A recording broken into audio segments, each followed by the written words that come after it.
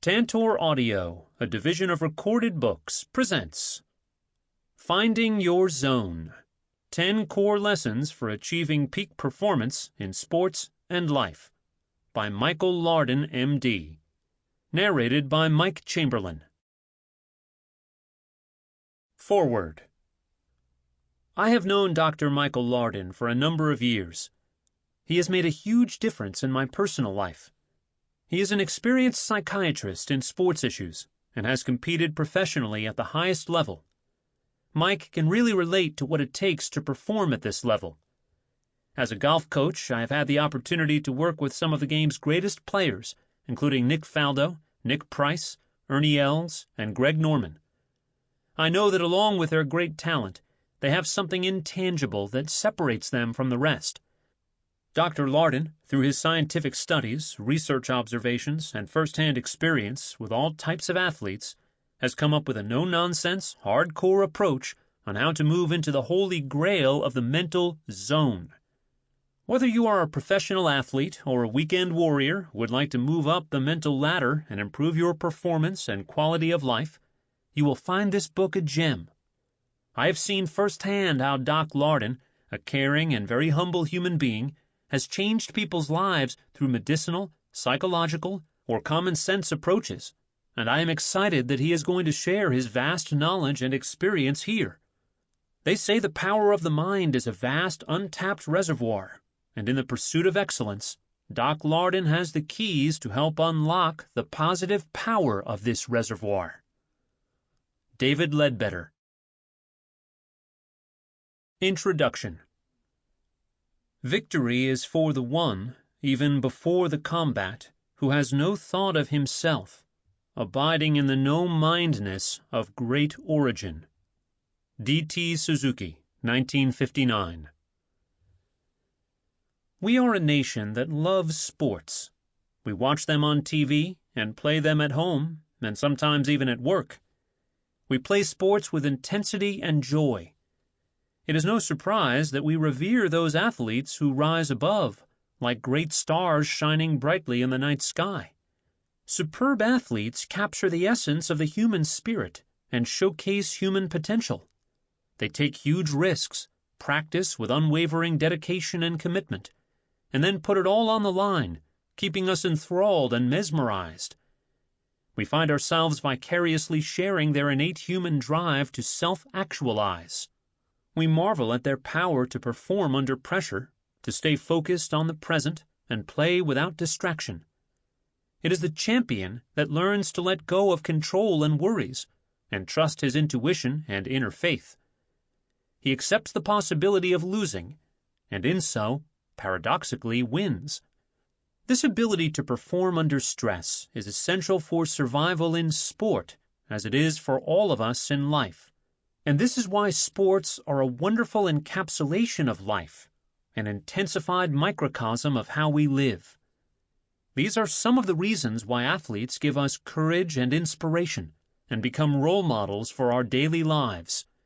Yet it remains a vital question why some athletes, with similar physical prowess and skills in relation to their peers, consistently seem to perform better under pressure.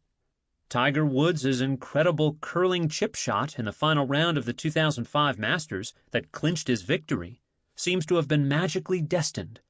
Eric Heiden's win of 5 individual Olympic gold medals in 1980 was a display of absolute athletic genius on the world's biggest stage. Lance Armstrong's victory over cancer seemed to preordain his 7 Tour de France titles. All of these athletes are champions in their respective sports. But most interestingly, they have excelled in the sport of life. They have all achieved great heights in spite of great challenges. What makes them so different? And, more important, how can we learn from these exceptional athletes and use this knowledge to help us in our daily lives? What is the zone? The zone is the ability to perform at your highest level in whatever domain of life. It is not a phenomenon exclusive to sports. It exists in every endeavor to which men and women apply themselves. But most people who achieve this higher consciousness and intense level of engagement get to this state of mind by accident. And this is why so many of us assume there's something magical about being in the zone. However, the zone is not a magical state. It's also not something you can buy for $19.99 a month on the internet. It's not something you can take a course to learn how to do. It is not achievable by taking medications, herbs, or by doing mind-altering hypnotic induction exercises. The zone diet does not put you in the zone. In fact, I have seen and heard innumerable claims by sports psychologists and others who declare they have scientifically developed ways to get into the zone, and not one of these claims has ever panned out. I have even been told by a prominent sports psychologist who works on the PGA Tour and with National Hockey League, NHL teams, that he is a performance enhancement expert, and he removes emotional blockage that the athlete holds on to, enabling them to change at a cellular level and perform in the zone at will. At first, this sounded amazingly impressive to me, as were the number of athletes who believed him. In fact, I too wanted to believe him. So I asked him how he did what he did, and he told me that it started with me giving him a $3,000 check. Alas, you can't pay for the zone. So why hasn't anyone debunked all this zone stuff? Is it real or not? I am here to tell you that the zone is indeed real. It's just much different than its popular misconceptions. Through a lifetime of study, scientific research, and one-on-one work with athletes, I have repeatedly observed 10 essential characteristics that the world's greatest athletes possess that not only enable them to perform at an optimal level, but also allow them to transcend the distractions and everyday challenges that can potentially hinder their performance. Based on both my scientific research and personal experience, these components form both the basis of this book and the platform from which you can develop the mental acuity, the emotional power, and the skills that will help you improve your performance in whichever sphere of life you choose. What brought me to the zone?